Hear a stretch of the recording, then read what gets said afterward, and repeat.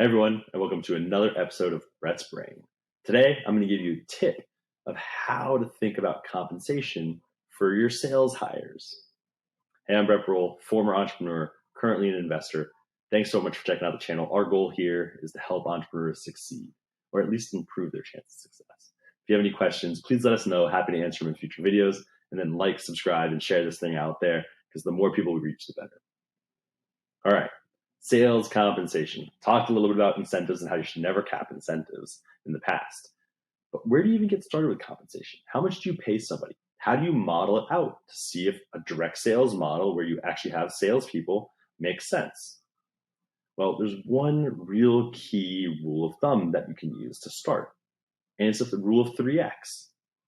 If you pay somebody $100,000, they need to drive at least $300,000 in customer value for your organization on an annual basis.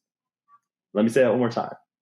That your salary that you're paying somebody, that person needs to drive 3X that salary in value for your organization within a 12-month period.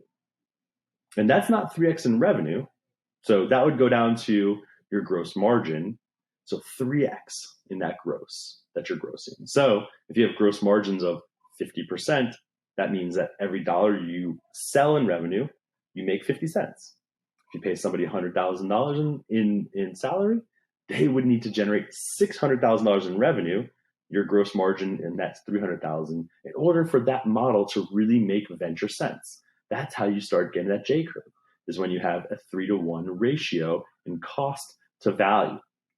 And the cool thing about this is it helps you start modeling what you can afford to pay. Is your business right for a direct sales model? If you start modeling like, there's no way that we can compensate somebody that much because our margins just aren't good enough, then you have to start thinking about alternative customer acquisition channels, alternative go-to-market strategies. Maybe it's pricing that's not right. And this is true for anybody in your sales organization. That could be when you hire a new BDR or SDR. It could be for an account executive.